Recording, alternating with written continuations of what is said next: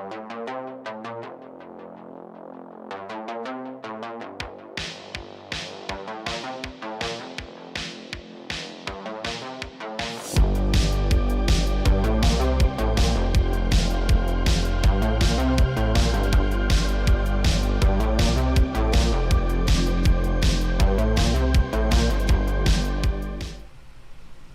everyone. I have a guest host. Minerva just was enjoying being cuddled up. So, Minerva's going to hang out for a while. If you don't know who we are Alexandria RPG. We're a non-profit role-playing game library. We travel around to events throughout North America, share the history of role-playing games with as many people as we can, teach people how to play, and we are a non-profit organization, so we depend upon awesome people like you to donate either their time, books, or money. And normally I have started the show with showing off new editions, but we're going to do that because I get a lot of people that ask me to give I can slightly hear myself. Hang on a second. I'm playing somewhere.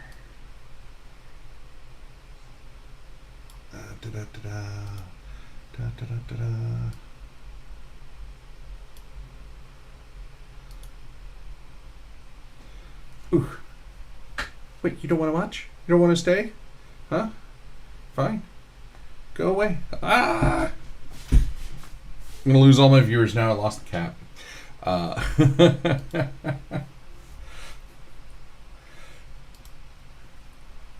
Okay. So yeah, we can't do what we do in the real world without the assistance of all the awesome people that have helped us out over the years, whether it be through books, money, or time. The one that we've done well with books. We're somewhere north of 8,000 books. We're trying to get a physical location now so that we can actually run the library more efficiently instead of having a couple storage units. And we're trying to partner with another nonprofit so that we can split the cost. Because it's funny if you look what each of us is paying in storage units, it's less if we actually go in together and rent like a small warehouse space, which will allow us to do a whole lot more. It's just super cool. Well, that's a little bit about us. I'm your chief librarian, not a real librarian. I just LARP as one. So, trying out a new camera angle. Let me know how it is. So, let's get into the roundup. Oh, doing the silly YouTube. Let's get into it. I'm Philip DeFranco. Yeah. Really hate all those cliche things. I try not to do them. Okay. So, I'm gonna bring this one up because it's good for us. This is the dice puck from. Why are the pictures not popping up?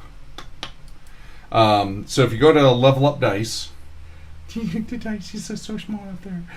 You can help support the library and get a pretty badass set of dice. So these are 4 D6s that come together to make our logo, and they're in a nice little aluminum puck. And Level Up Dice makes some pretty badass dice. They actually we went back and forth, took a little while to tweak our logo so that it could be made in a way that would look good on the dice and would still keep that 99.5% perfect balance. So they do a lot of work to make sure all their metal dice roll properly. Because I've gotten plenty of cool dice over the years that are plastic, little injection molded things with a logo on them, and you roll them and they're horrible. Games Workshop for years had cool dice that they would bring out for things for like chaos releases and stuff. You can put them together and they make a like a chaos star, but then you'd roll them and they were really bad. It's like, oh, like, hey, you have pips on all the sides that actually take material out, and then the 6, instead of doing a engraving or something, you print it on there, so the dice balance is all off. So level up dice, make sure that they don't do that. The dice are properly weighted, so they spend a lot of time doing all the work digitally to ensure that things will come out properly. And then when they finally make them, you get these really bitchin' dice. And I don't know why. And normally I have a set of dice here on my desk, but I don't at the moment. But these are really cool. They do not. Their dice that are made out of actual gemstones and stuff are not. they're not properly balanced, and they tell you that. But I was hoping. So here's the cool thing: is you just go to level up dice, type in Alex. Okay, come on, go into the search bar. Alexandria RPG, and wow. Hey, there we go. Now you can actually see the dice.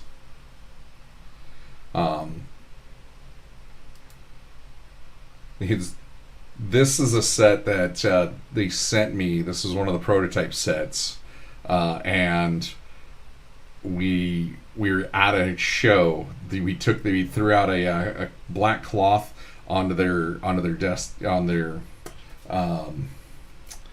showcase, and we set up some lights and snapped these, and they actually came out really nice. They have some really good editing folk that did a great job of isolating the dice.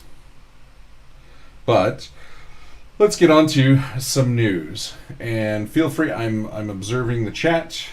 Oh, hey, we got an ad break in 1 minute on Twitch.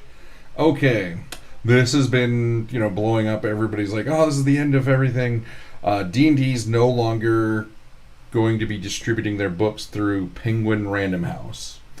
Not as a giant, not as big of a thing as people are thinking. My best guess is just the end of their contract with Penguin Random House. They are the largest distributor of books, but it's not where most people get their D&D books from. Don't go to Amazon. This isn't going to affect Amazon's contract with Wizards. But if you still play D&D, go to your local game store. Your local game store is probably getting them through one of the other distributors that's still out there. Be it Diamond, GTS, US Alliance. There's like 3 or 4 more that most of your local game stores go through.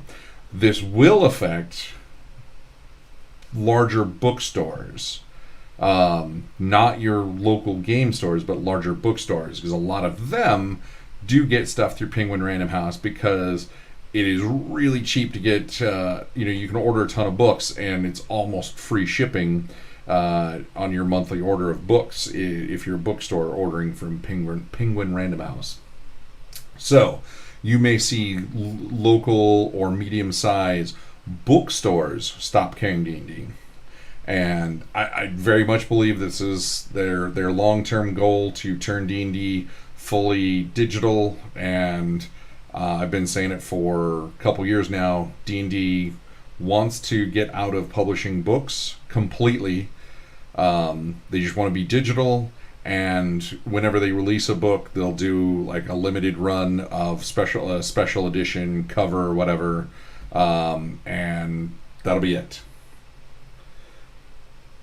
So right now, this won't affect how you buy your books if you buy from a local bookstore, a local game store. Because very few local game stores buy anything from Penguin. Do their ordering through Penguin Random House.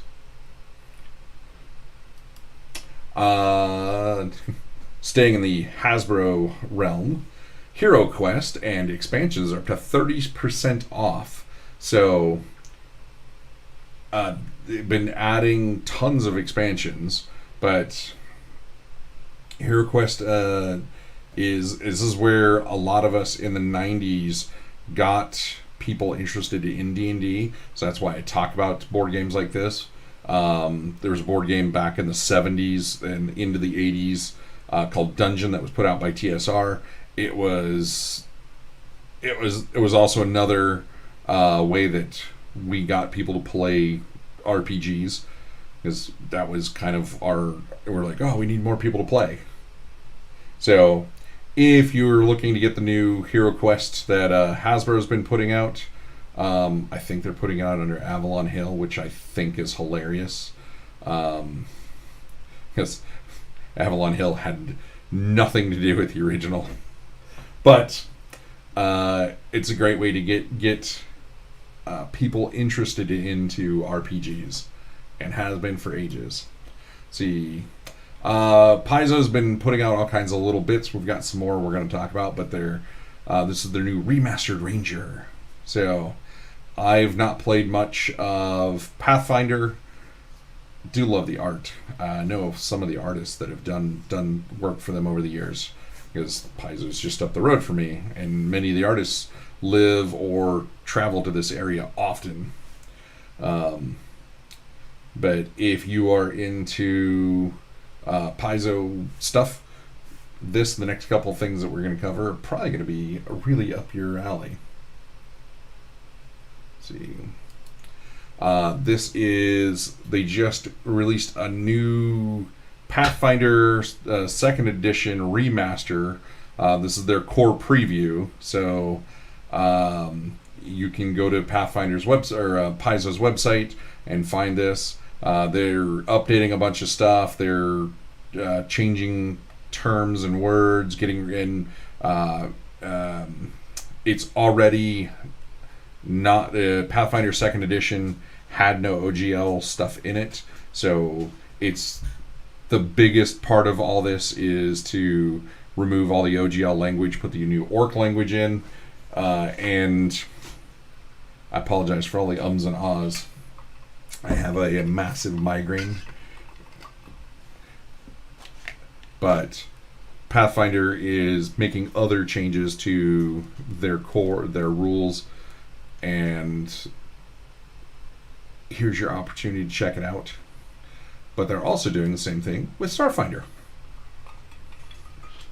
So, Starfinder field test. I like how they're doing this. They're putting the things out, letting people check it out, see what the changes are going to be, and the like.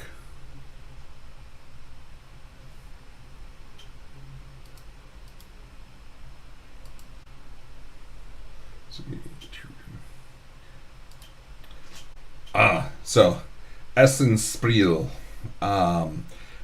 So if you've been to gaming conventions here in the United States, we have some really big ones. 100,000 people show up, and we have a lot of like medium-sized ones. In Europe, they have tons of really little ones, like 1,000 people or far less. But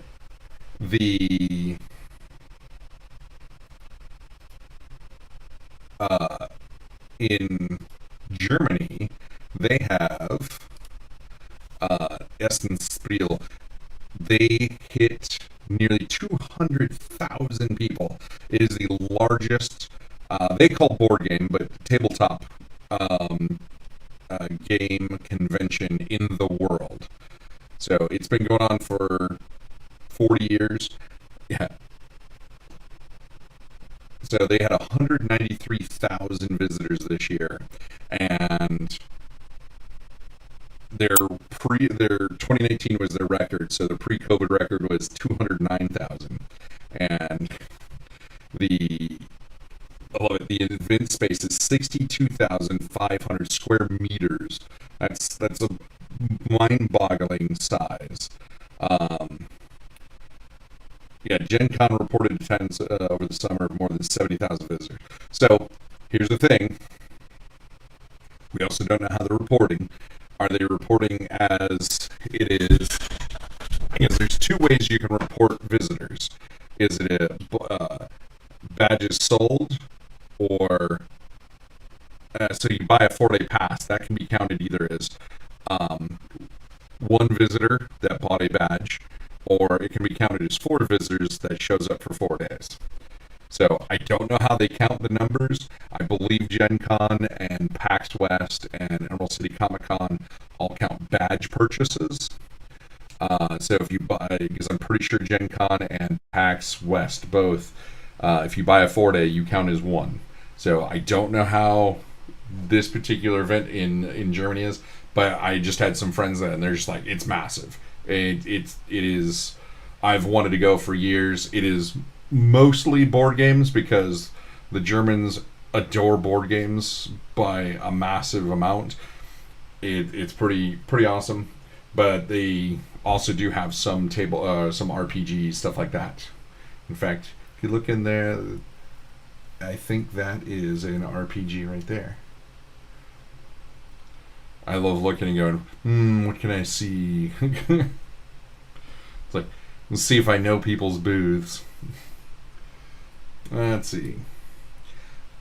This I found neat. Eldritch Escape Tokyo, 2-player RPG. Again, I've been wanting more and more of those.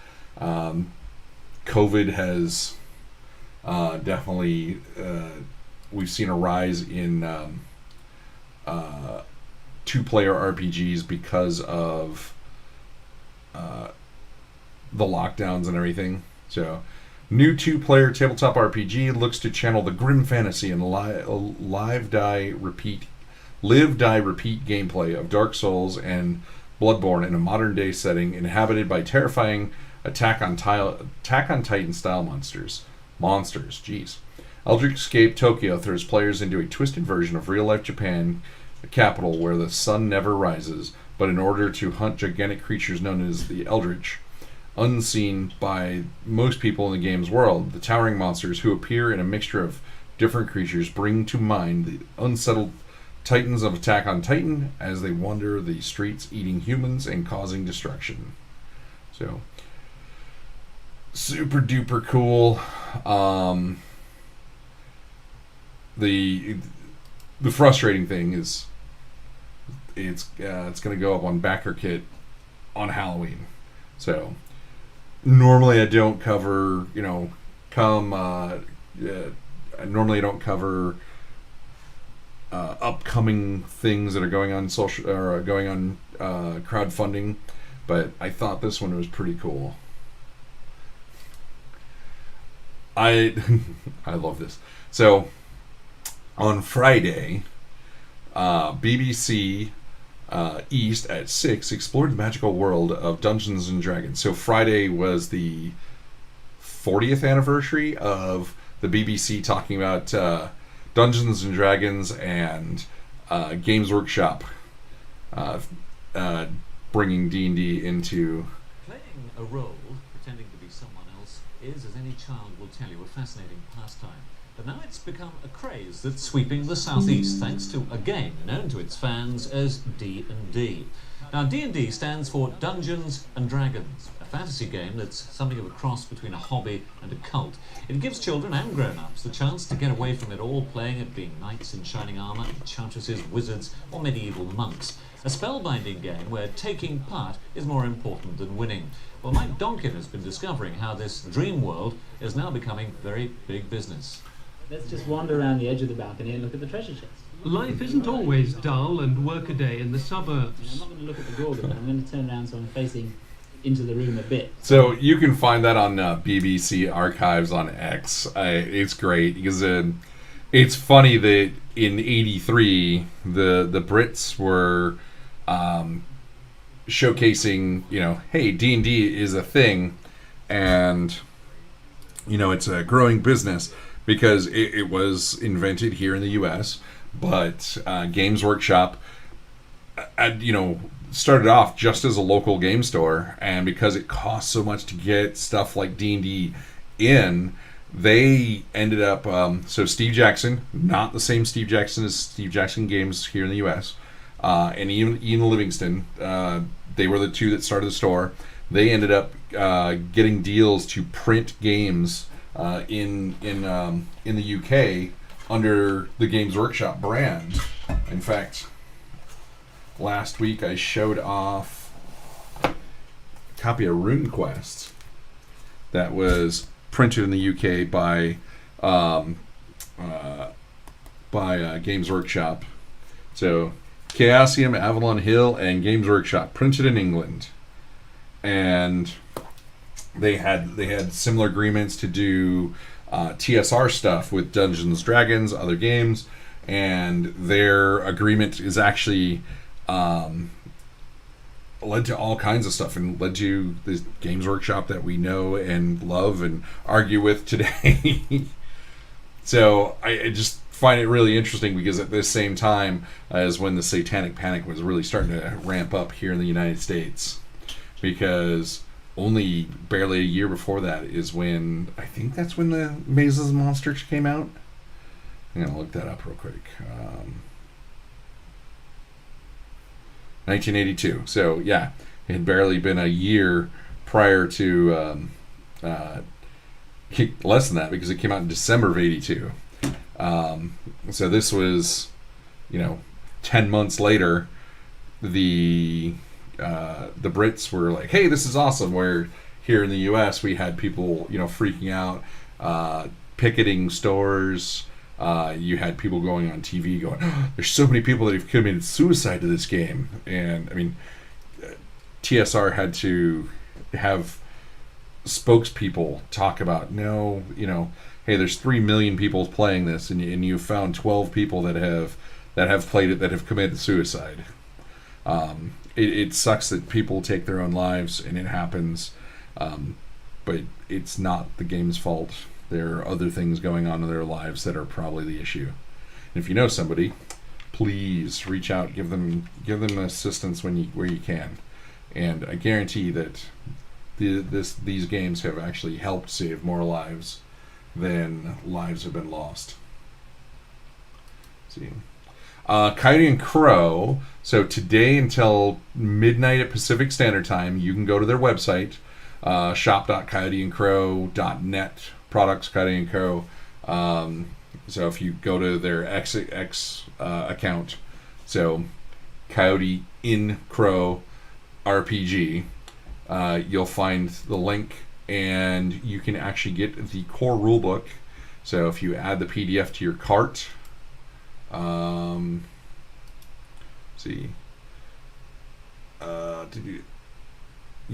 have a pay what you want. So you can go. I haven't tried this yet to see what it does. Yeah, see, free. And then you can add a tip. So a really awesome thing to do. Coyote and Crow is a really cool game, built by some really cool people. I've talked to a bunch of people that have worked on it, and it's funny because my one complaint has been they put too much in the book, and some of the people I've talked to that have been behind the game, they agree. They just didn't know if it was going to get enough traction where they could do sequels. So they tried to put as much into there as possible. And if it was a one-off book, it'd be just tons of stuff, and it'd be awesome. But it also is, because it was so successful, now they have too much in the book. It's kind of, a double-edged sword. It's like, don't know if it's going to be successful. Oh, here it is.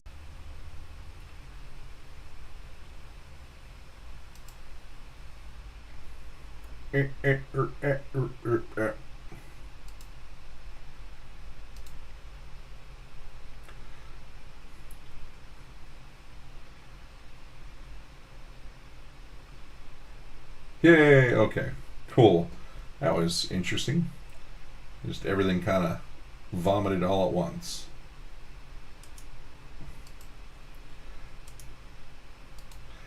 let's try this.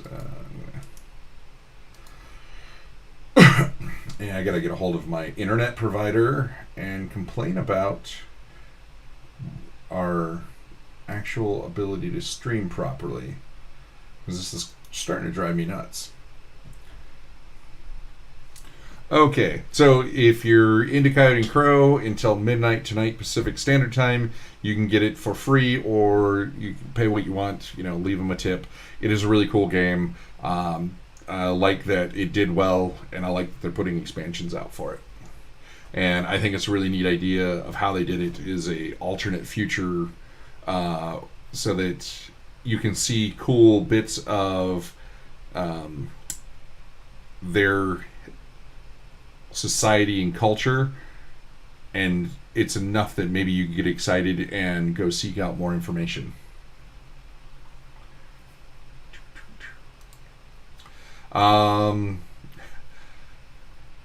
Dungeons and Dragons is coming to classrooms all across the USA. So it's funny because we get asked all the time, hey, how can we get role-playing game groups started in our schools? And my number one thing is I tell parents, go do it. It's funny that a lot of people don't think that they can. You can go to your school and say, hey, I want to start this. Most schools, most teachers are going to be excited to do it. So this is in collaboration with Adopt a Classroom. It's going to bring D&D to over 200 classrooms throughout the U.S. So I think this is pretty cool. I want more people to go and get involved with their schools and bring role-playing games in. There's such a great way to teach kids all the things that we're bad at teaching in schools now. Critical thinking, creative, just being creative, whether it's storytelling, writing, the art for their characters, teamwork, communication, problem solving, all those things that we need once we're out in the real world and no longer in school. We can go in and work with kids and do this in a way that is really awesome. So I do say, hey, hats off to Wizards Coast for doing this, but I want people that are out watching, parents and like, to get out and go to your schools and get an RPG club started. If you're doing homeschooling, homeschooling is a great place to get this going. So if you're doing homeschooling, go and a lot of homeschool programs now have community activities, and some of them have organized sports and everything. And guarantee you reach out and say, hey, you want to do some role playing, and it doesn't have to be Dungeons and Dragons. There's a ton of RPGs out there. So I'm sure that if you need help finding a game that's going to work with the right age of kids, or you've got a family that's pushing back on D&D, we can find another game. We can find something that's going to get people excited.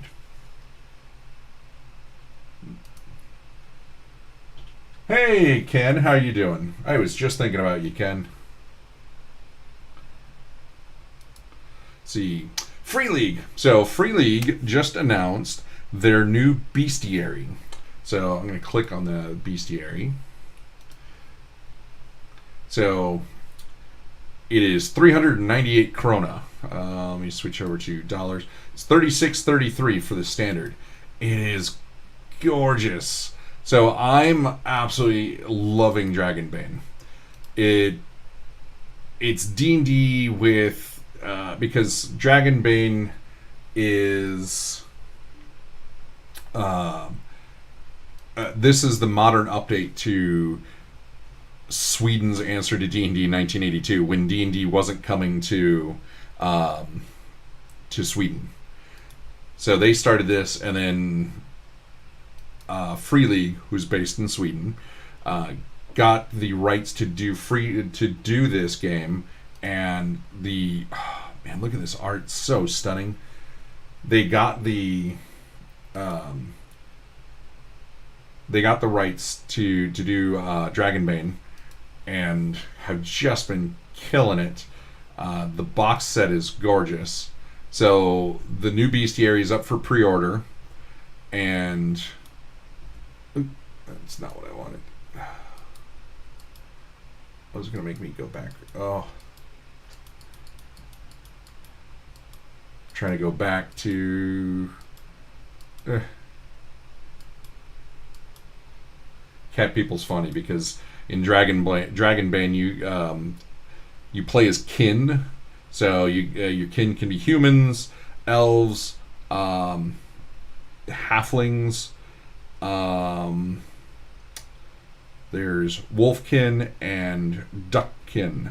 So seeing the cat people's hilarious because if you're playing wolfkin, then you're like, you're gonna scare them off. But if you're playing the duckkin, maybe the catkin is you're the bane of your existence. So they have this gorgeous collector's edition cover as well. So all the same art, but it's a green leather-bound cover with just some stunning art on it. And that looks so good. And at the same time, the core rulebook is also being released in a collector's cover. So all that I've seen available in the US so far has been the box set, which is awesome. Free League gave us, there's humans, halflings, dwarves. There's one of the duckkin.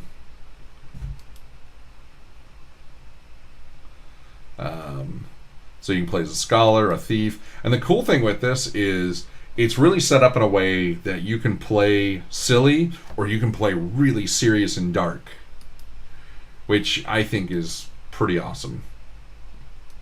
Oh, God, I love this art so much. So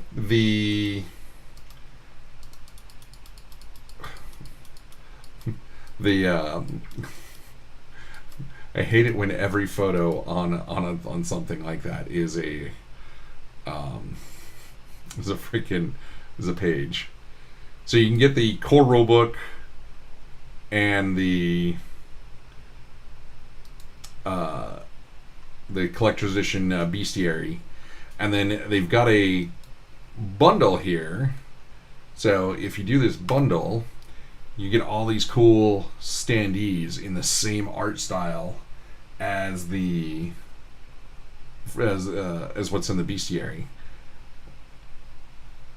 If you like D&D, but you want a little different aspect to it, there's really cool willpower points and stuff like this that can make you do heroic acts or you cast spells.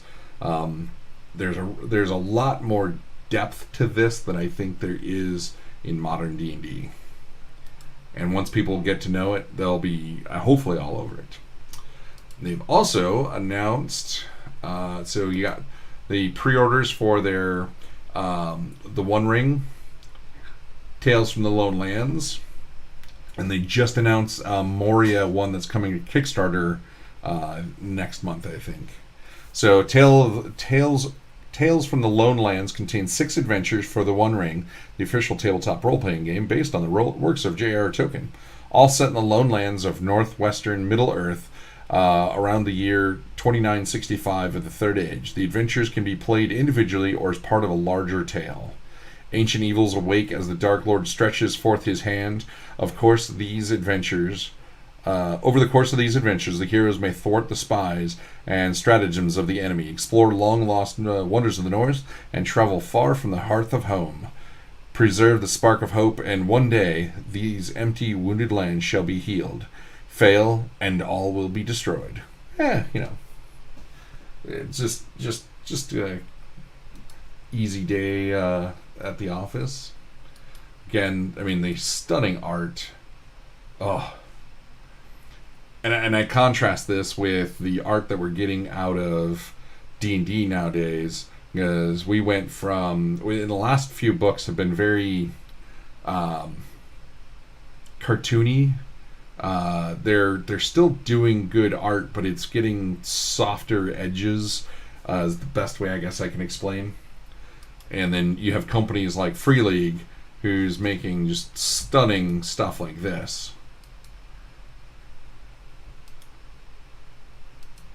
And I believe this absolutely represents the Lord of the Rings world so well. And then, I mean, then you, on the other hand, you have this also from Free League. Just gorgeous looks. And has silly looking stuff, but not in a cartoony style. Let's see.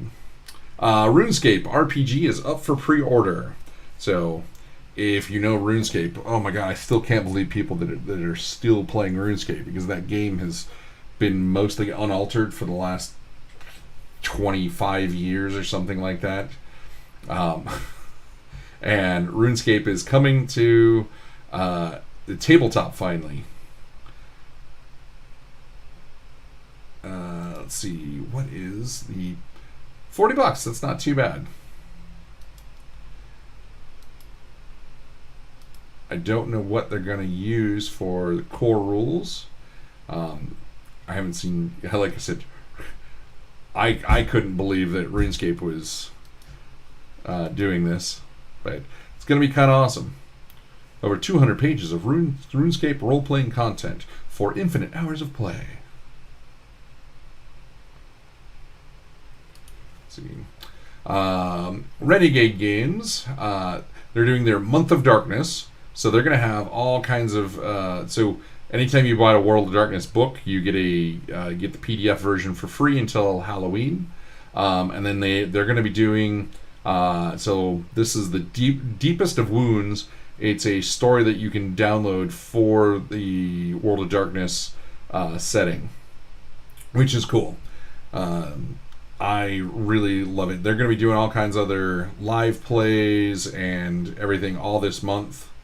And so the Learn to Play weekend is, if you go to startplaying.games, you can find a game, and they have GMs that are going to be teaching people how to play through various means. If you look up startplaying.games, you can find stuff on Friday the 13th. What a great weekend to do that. And they've got more stuff coming to Humble Bundle and all kinds of stuff all this month. Let's see. Okay, here's where we're going to swap things up. And...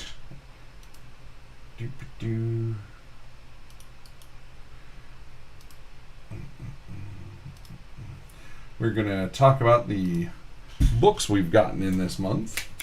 So, we got the new Paranoia RPG. So this is the GM screen. We save these because the ISBN number is on them, so we can actually catalog them. But this looks super cool. It's a 4-panel one.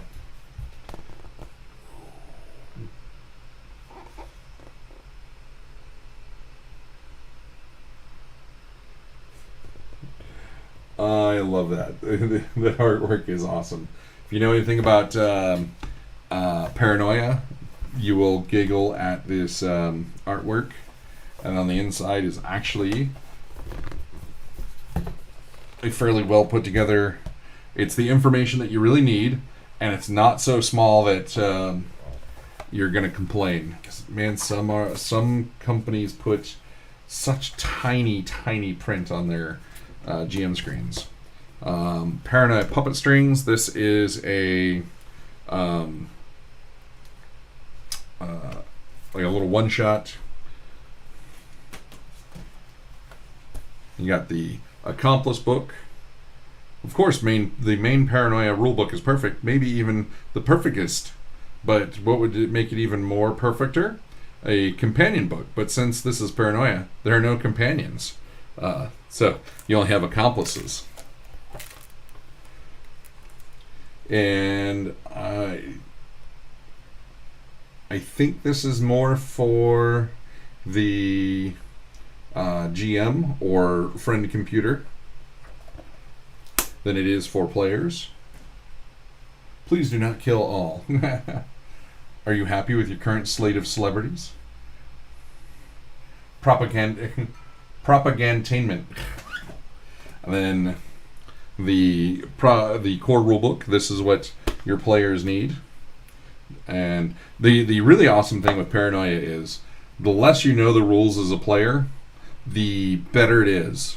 So going into the game knowing the rules, not necessarily a good thing in all versions of Paranoia.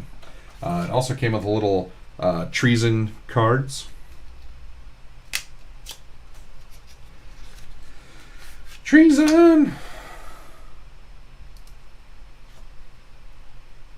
So I don't know how the treason cards work. I have not gotten that far into the rules because this literally just came in last night.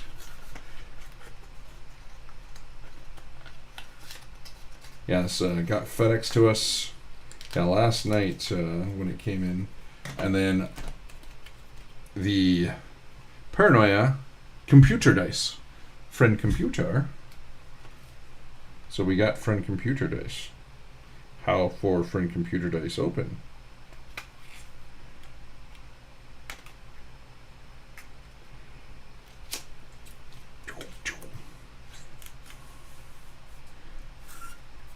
Then you've got dice of a variety of clearance colors. And then, like, the dice are pretty nice. We have the little Paranoia logo. Boop. On the 6.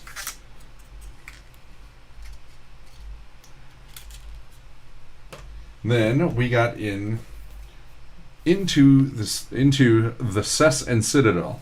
This is a D20 based world. So be it OSR, you could do what was that game that we were just talking about? Why can I not think of Dragonbane, D&D, OSR, Pathfinder, anything that is D20-esque based, this game system or this world will work in. And there's some really cool stuff in here. Let's see if I can find one of the things. There we go. The cobblestone crab. Cobblestone crab kind of cracks me up. It looks like, well, I mean, it is a crab that's coming up out of the cobblestone in the city, and gives you information that's very easy to translate into whatever game system you're running. So defense as per plate, hit dice 4 hit dice, 24 hit points. Movement is standard, so you would quickly convert that. Damage, it has claw and crush.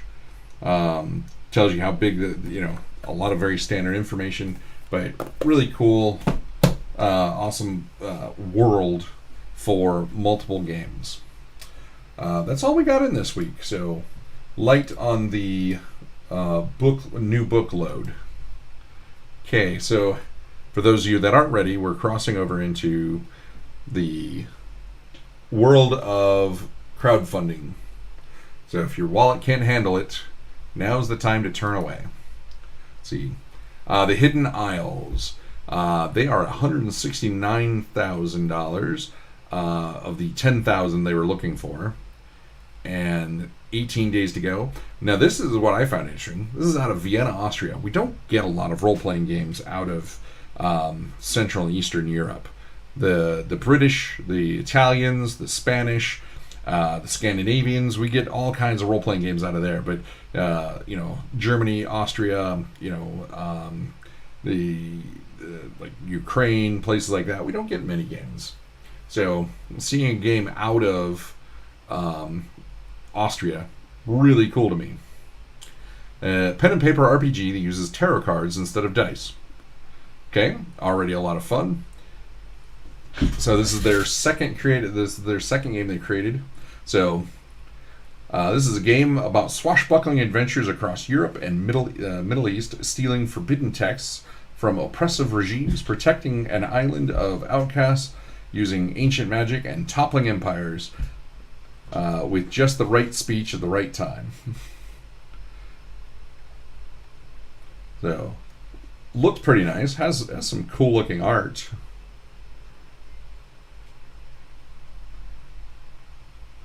And it looks like they're decently far in their production of it. So, €25 gets you a digital copy. €59 gets you a physical copy. €79 gets you a physical copy and a tarot set and the PDF. The deluxe set is €109. Let's see. Deluxe set includes 7 items. Well, I love it when they do that. Digital rewards, the rule book, the tarot deck, art prints, a Boros altar cloth, Diviner's playmat, and the Hidden Isles Seer's Journal. Interesting. Let's see. The Art Collector's Edition, so you get the book and the prints, and a bunch of other stuff. Holy cow. The Fool's Treasure. So everything plus there's a Serafort art print, Serafort art of the game, board game, and an altar cloth. Then retailer, what's in the Celestial set? This one you get the Hidden Isles Celestial Felt of Discordia. I have no clue what that is. Backward. I actually found this by perusing X. So, step into the bizarre post-apocalyptic America with 2 new regional settings for Backwards, American Gothic horror universe. So, Backwards is a already produced game and setting, and 2 system and setting RPGs featuring a post-apocalyptic Florida and New England. So, just when you thought America couldn't get any more backwards, you find yourself in a bizarre post-apocalyptic America where decaying structures and dwindling family lines resemble a crumbling and corrupt nation on its last leg. Meanwhile, monsters emerge from the dust-covered legends, and the vast American landscape threatens to swallow civilization as a whole. Is there a Church of Dolly Parton in what's left of Tennessee? If there isn't, should there be? Do people think of Ronald McDonald as once an American president? He wouldn't have been the first clown in office. Very. So they have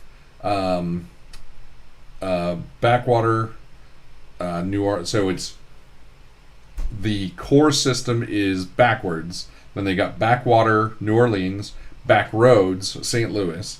The new ones is Backwoods, New England, and Back Channels, Florida.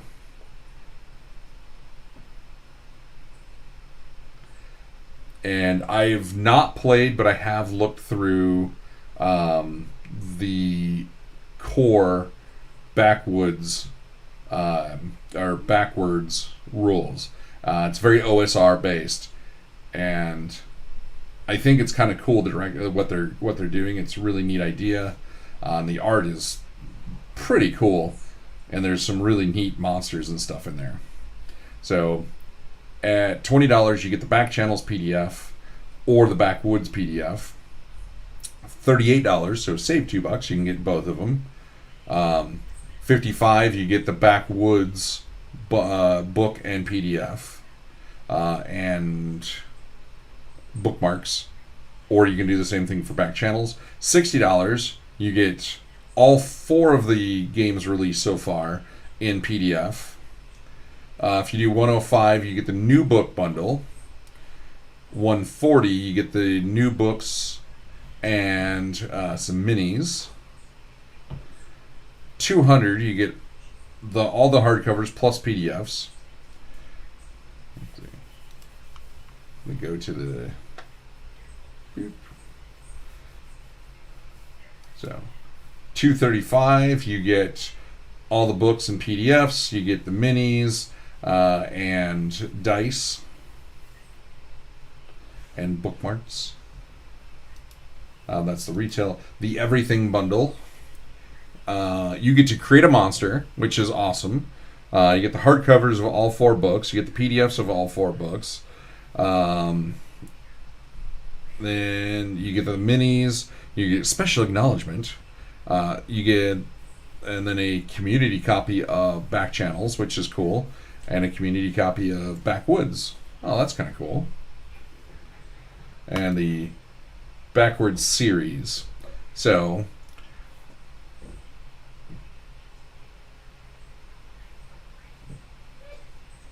this is the retail bundle of the Backwards series. Okay, so new book retail, so you get 4 of each, and then the big retail bundle, you get 4 of each of the all books. So that's 12 hardcovers in total.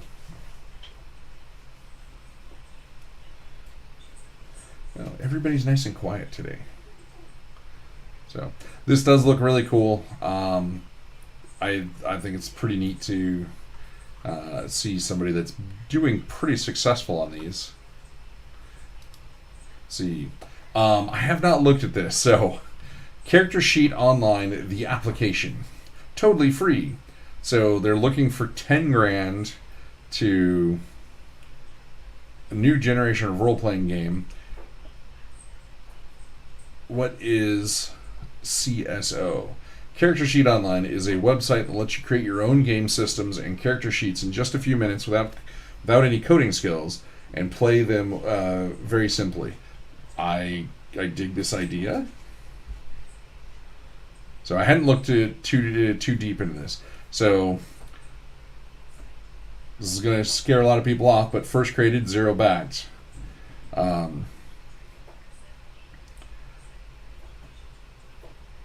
It's a neat idea. You can get a printable character sheet and scan the QR code to switch to the digital version. That's kind of cool. Character sheet creator. Let's see. Let's see a little bit of their video.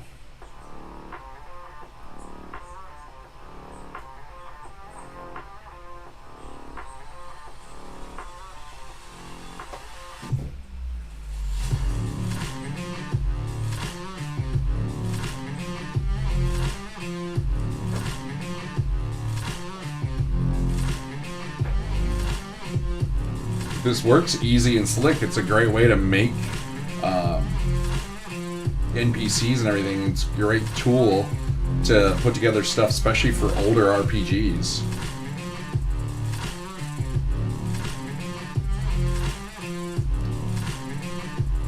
It's out of France.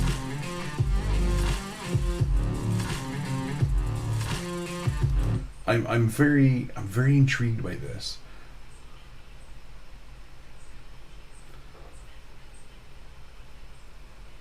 I think they're very ambitious.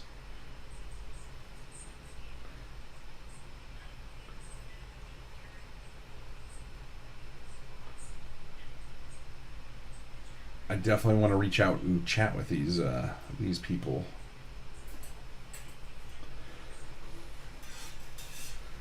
So, Copper Pack is early access. 20 euros is early access and unlimited character storage. 30 euro, all that, plus all animated frames and theme packs. 40 euros, add on the Samurai theme pack. 50 euro, 2 theme packs of your choice. 1 year of Goblin subscription, 1 year of Orc subscription, Troll and Dragon subscription. Creator pack is 100 euros. Integrating your RPG system. Send us your rules and paper sheets and we'll create your template. That's actually cool. So for 100 euros, if you don't want to do the work, you just send it to them and they do it for you.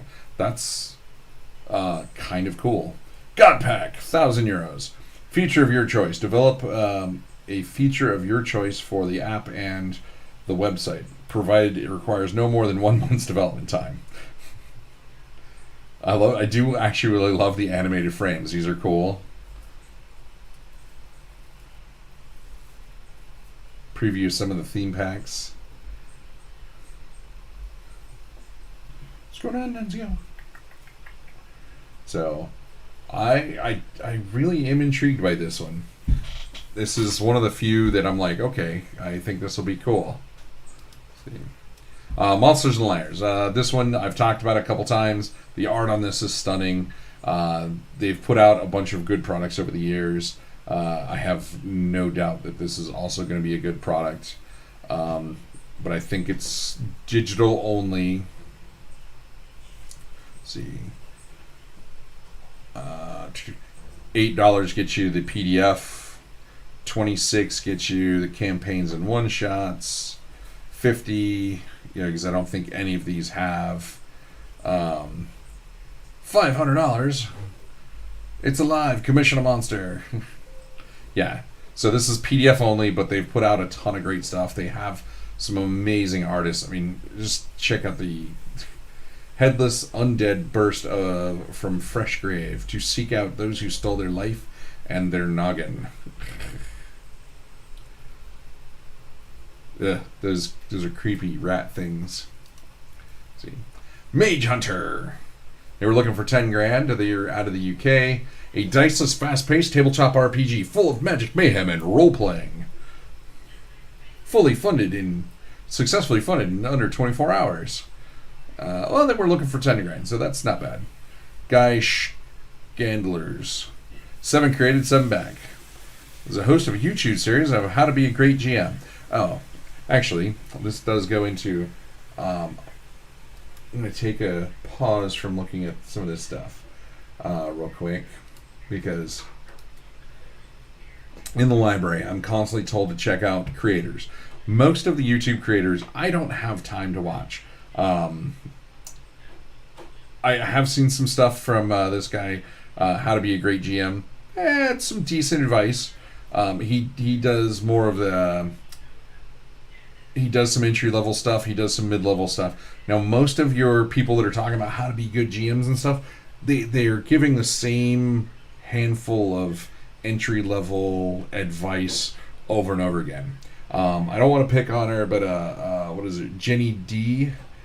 She's been suggested to me a million times. There's things that she does that I find hilarious. Having gone through, I was like, okay, I'm going to check this person out because I've been told. And I think her sketches, like she did where she was dressed up as a barmaid and talking about D&D one-liners, and I found that just freaking hilarious. But she and many other creators do a lot of the same entry-level GM advice. And I talk about that a lot with individuals in person, because I don't need to say the same entry-level stuff that everybody else is saying. But with that, don't get so hung up on somebody that you've seen a couple videos from and you find entertaining. Their advice is just that. It's just advice. Sometimes it's good, sometimes it's bad. One that she has said that really frustrated me. She was because a lot of people tell people don't over plan, don't overdo it, trying to pre-plan things, and she scoffed at that. But it's funny because you watch a lot of her stuff and you read tweets from her, and she has burnout. Well, some of that burnout is caused by over planning and overdoing things, because you start planning and you go and you create a bazillion NPCs and everything, and then your players don't go down all the rabbit holes that you just created. They're gonna pick one. Keep it keep it small and flexible, so you're not killing yourself every week trying to anticipate where all your players are going. Have clear guidance. That's why I like some of the old school ways of playing. So the way Gary Gygax actually set everything up was you went back to a save town at the end of every game session. So missing players were never an issue. You knew, like, okay, we're back in town. Where are you heading next? And as the GM, okay, we're going to the Black Forest. Great. I'm gonna sit down and plan out a handful of things for the Black Forest, and that's all you needed to do. You didn't need to go to the Black Forest and beyond and here and here and here and here and create 75 different branching stories. So rolling it back, just because you like somebody's content doesn't mean you have to follow all their advice. Sometimes they give great advice, sometimes they give bad advice. And pay attention to what they're doing as well, because sometimes they don't follow their own advice.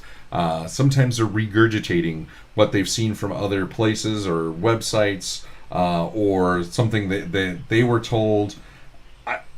I was told all kinds of stuff growing up, and I didn't listen to any of it. And I probably was a horrible GM for many players. I'm very adamant that I'm not the GM for you. And that's not saying that I'm not necessarily the GM for you. You may love how I GM, but everyone sitting down at a table is going to have a different way they want to play. And it's finding, it's like a relationship. You got to find somebody that kind of matches enough that you can you want that that Venn diagram to overlap as much as possible. So just what I'm just trying to say is be careful when you're out pulling up YouTube videos or whatever, and don't take everything they say with the gospel.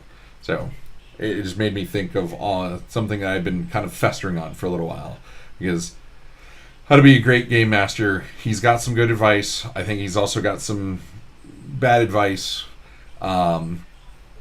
But that's just from my perspective. Go and watch whoever you want to watch and take all their advice with a grain of salt, because that may have worked for them, or it just may be something they're regurgitating from somewhere else. It may not it may be horrible advice for you as a GM. Your favorite thing might be sitting down and over planning everything. And, I have got 75 paths. Now which one is the player's going to take? I've met GMs that absolutely love that.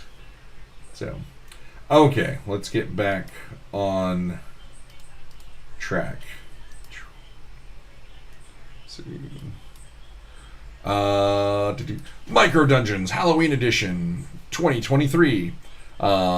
We have seen Ready to Play has done a ton of these. They're super cheap. I believe when does this end? This ends in 4 days. And they'll probably have you the PDFs well before Halloween. When do they say? Yeah. Yeah, it doesn't say when they're going to ship. But you can get Micro Dungeons 9 for $1. Micro Dungeon Halloweens for $1. So you can get all kinds, you can buy into their back catalog and everything. Super cool. They actually do a lot of really cool stuff. These are small, fun dungeons that you can either string together or play as one-offs. They're really good, and they've done a boatload of them, so they're going to fund and they're going to get you your product.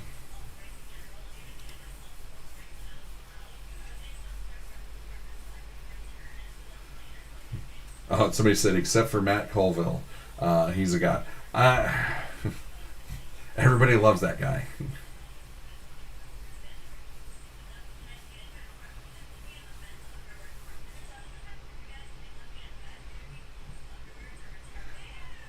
Let's see.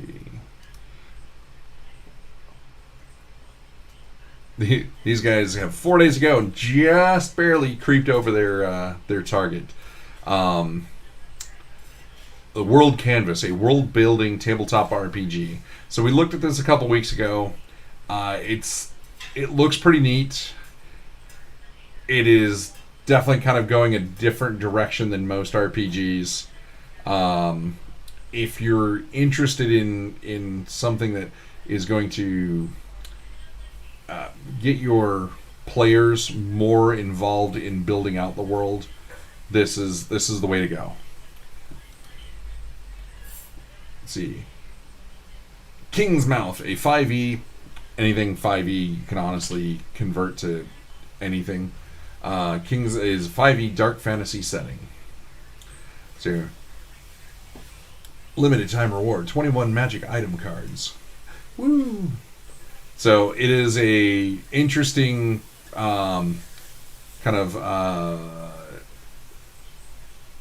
1700s, 1600s, 1700s era based setting, and they've added a lot of stuff into it.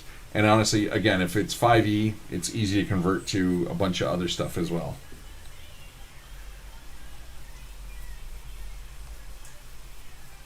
And this one, Modifius, we've actually been interested in this one. So this is Cores Cthulhu, so Roman era Cthulhu. You're playing as like legionnaires, and honestly, super excited for this one, just because not a lot of people do stuff in the Roman times. So for £20, you get the player's guide and game master guide in PDF. 25, you get them, but it allows for physical add-ons. 60, you get the guide and player's guide and game master guide in PDF, plus PDFs of German adventures, GM screen, fiction anthology, Larium adventures, plus all 3D print STL miniatures. 70 euros you get, or 70 pounds, excuse me, not euros. You get the Player's Guide, Game Master Guide in print and PDF, plus the PDFs of Germania Adventures, GM Screen, Fiction Anthology, and the Adventures, plus all 3D miniatures. 125, you get the 4 core books in print and PDF. Let's see, hang on. The Player's Guide, Game Master's Guide, Germania Adventures, GM Screen, and Fiction Anthology, and PDFs of the Larium Adventures, plus all 3D STL miniatures, a character sheet, pad, player's dice, and a Hidden War dice set. Oh. And Legate, 300 euros, or 300 pounds. You get the collector's edition of the Player's Guide and Game Master's Guide, print and PDFs of the German Adventures, GM Screen, Fiction Anthology, and PDFs of the Larium Adventures, plus all the STL, all 3 miniature sets in resin, Siocast, a character sheet pad, player's dice, Hidden War dice, pack of 6 journals, a GM journal, plus a set of threat and momentum tokens. Huh.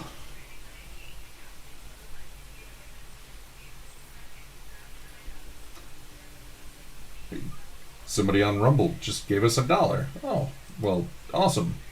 Thank you very much. I was not expecting that one. So, they're killing it. I'm probably going to see if we can scrape up some funds for the library to back this. Because, or I'm going to see if I can reach out to Modifius and get some books.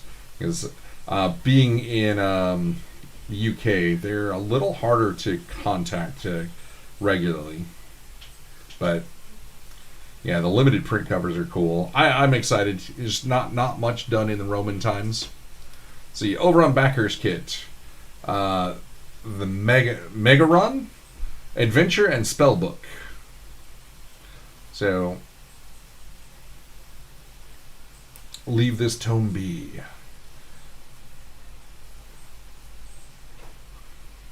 So, leave this tome be. The Megaron is a legendary grimoire of spells created by the Dark Enclave's 9 master wizards and sorcerers. This tome is the only known collected work of the Society's collection of spells, not to mention many of the Enclave's deepest and darkest secrets. There are 9 forms of magic to be found in this 8.5 by 11 hardcover standard book. the ogre magi, the Jinn magic, the devil witch vampire, known as Vokembi, the necromancer, the dark illusionist, the Islakt wizard, Herzog Hosler, holds great power of the northern reaches. Cthulhian magus Wilbur Wheatley, a practitioner of demonic magic, Artemis Crowley, Crowley, aka Almander Blacktongue, and the arcane alchemist Balkit Koei. This tome holds no less than 78 brand new spells divided into 9 categories with very attainable stretch goals. This goal could easily expand to 300 pages and beyond, and will be ultimately bring the total of number of spells to 100 when we reach 5,000. So, looks pretty cool. Looks pretty nifty.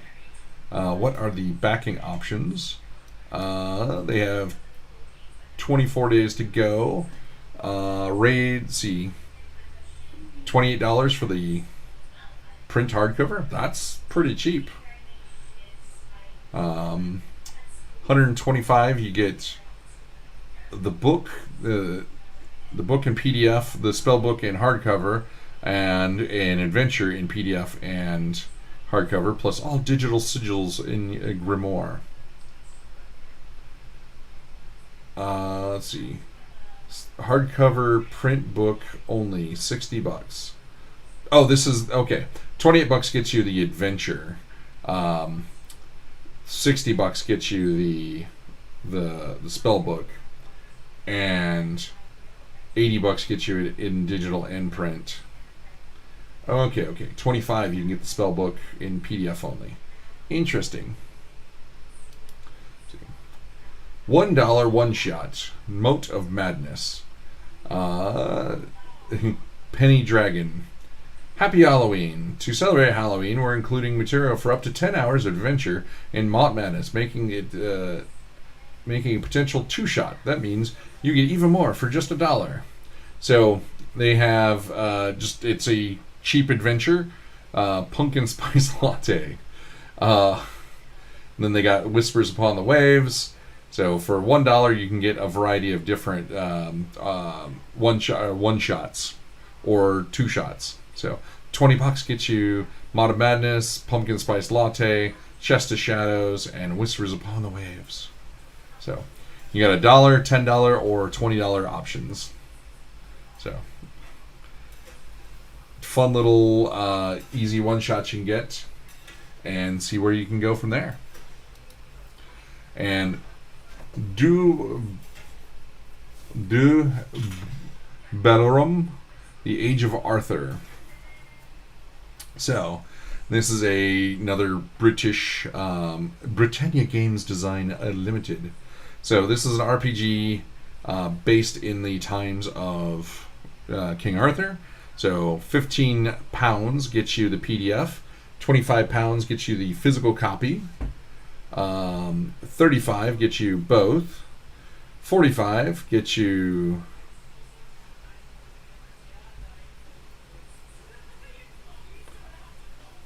I don't know why there's a $10 difference for these, but they're the same.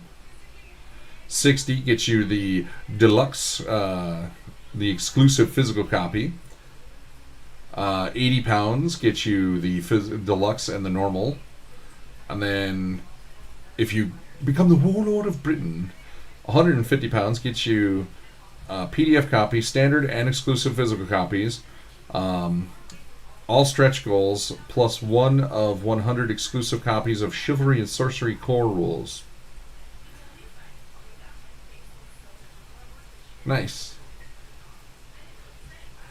I have to reach out to these because it looks nifty. Over on GameFound. So I found this one to actually be... So we're constantly adding cool little puzzles into games. And...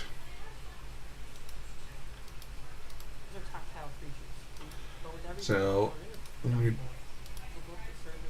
he's created a book puzzle. In the early 2000s. I love nostalgia from times now gone. Gave me for it. Come on. A puzzle book that served as both storybook and a true puzzling challenge. So Suffered from a number of flaws in both traditional he's made a cool book that you can like make puzzles, reset puzzles. You can actually take it apart and reorganize things, which I find super fascinating.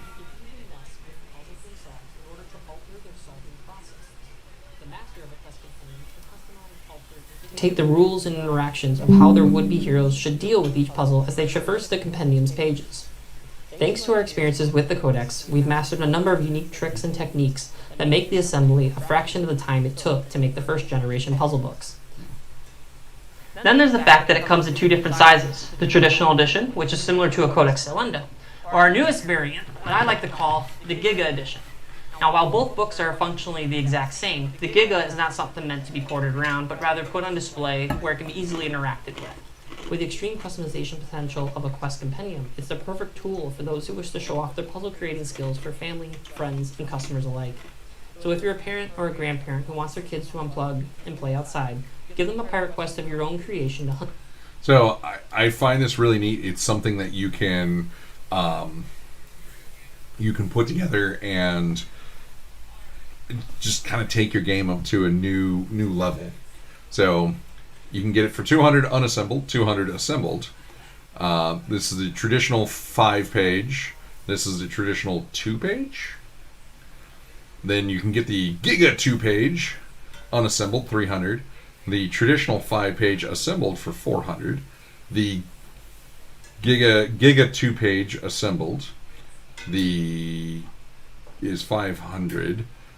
The Giga 5-page unassembled kit is 600, and the Giga 5-page assembled is. So you gotta like, that is a thick thing to use. But I think it's super cool because if you work these into your game, it's just that much more that you can actually sit down and physically be there with. And I'm all about the physical gaming. Tiny Library, they've got their modern fantasy. So modern fantasy is like Sabrina the Teenage Witch, stuff like that. Wednesday, and Tiny Library. They're really cool little decks of cards and super fun how to play an RPG.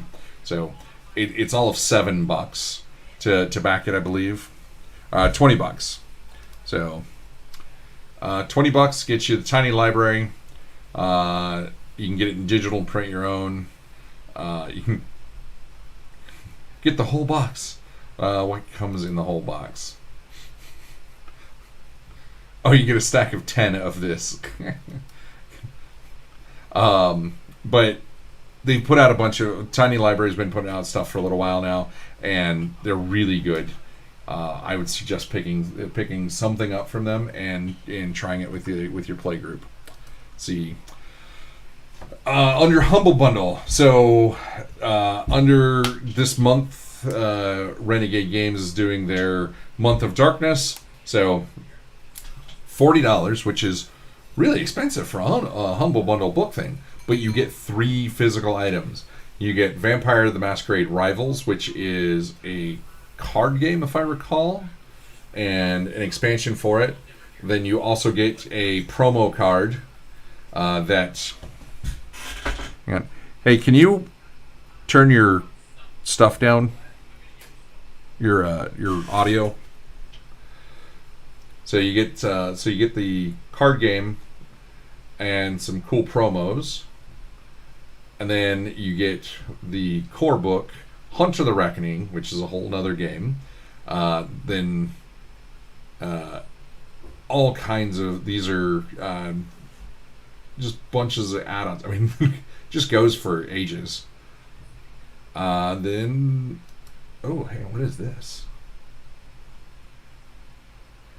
Free material provided by Renegade to help supplement. I don't know what this is. This is bonus content. So this might be material that is not out at the moment. That's kind of cool.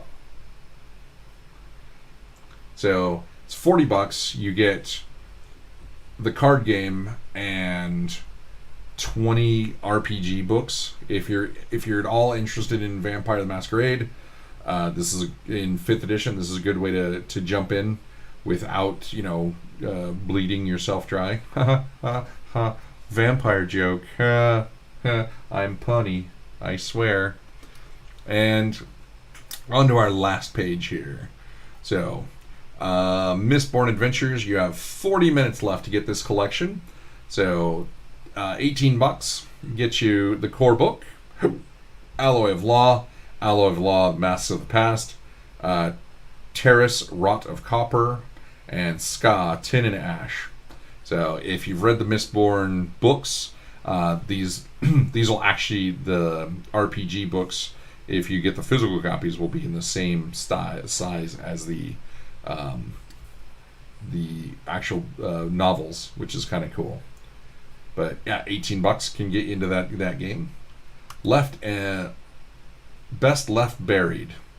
$8 gets you Best Left Buried Deeper, 3 expanded character option zines, and then if you go up to $20.18, you get those plus the Thrones of Avarice and 4 Best Left Buried modules: Beneath the Missing Sea, Darkling Seas, Spoils of the Gorgon, Coast, Spy in the House of Eth. So, fun little game, and I wish you could get some of the pictures of this stuff, because some of the covers are really, really cool. Let's see. Scarred Lands 5e. $19 is the starting collection. Scarred Lands 5e Player's Guide. Includes the DM screen. Creature Collection. Yogman's Guide to Gelthspad, The Wise and the Wicked 2nd edition, and Spiragoso Saga, 3 modules: The Gauntlet, the Dagger, and Ring of Spiragosos. And then if you go up to $31, you get the 5e Virtual Tabletop assets, 4 sets, 11 Scarred Lands D20 location books, Blood Bayou Bork, Castilla, Edge of Infinity, Hollow Faust, Mithril, Penumbral, Adventures, Shelzar, Strange Lands, and Wilderness. Whew. You get Vigil Watch, which it's 6 more locations across the continent, and Dead Man's Rust. It's actually a lot of stuff for $31. Let's see, The Yellow King. This is apparently big in Germany. So, what was it? $18 gets you the Yellow King RPG and the Yellow King Suite. 6 music tracks of sinister use and purpose. And then if you go up to $29 and some change, you get all those, plus Tales of the New Yellow Side, Missing and Lost, Annotated King in Yellow, and Absinthe in Carcosa. Nobody's beating me up over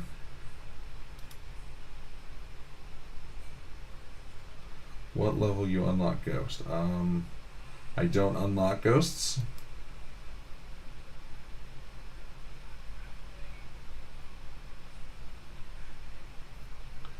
And let's see. Ellen Datlow's Tales of Terror.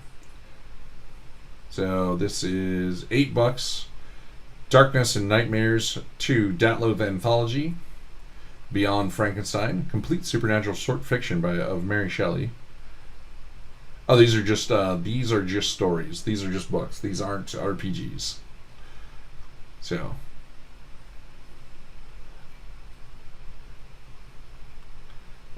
this is an ebook, horror ebook setting. Novel Writing Game Tools 2023. So $10. So this has been up before. So These are all like journaling games and like one-player games for the most part. Alone on a Journey, Seven Wonders. The library has a physical copy of this. It's actually a pretty sizable book. Apothecaria, Shimmer Snow Valley, and Recipe on Kimmy Dish Paper, about delicious food and communities who prepare it. Then if you go to $20.38, you get all those, plus Bleak Spirit, Not a Demon, Curse the House of Rookwood, and The Slow Knife. So those are all like one-player games. Then Flying Circus. You have 7 days left to get this one. $13. This is an RPG, all based your World War I fighter pilots, and what else is there to know? You get the Flying Circus book, Horrors at Heights, and then 2 Flying Circus plane packs. So if you're using like a virtual tabletop, or you can just print them and cut them out as well. So, well, thank you all for tuning in this week, and that'll be it. You got to see Minerva at the beginning of the stream. Oh, I'll bring Nunzio out to the end of the stream. Say hello, old man. Not happy. So, tomorrow, so last week we ended up not being able to play, but hopefully next week, or tomorrow, I mean, we will be playing our pirate board game, and you'll get to see us do more stupid things in the pirate board world. And until next time, the library is now closed.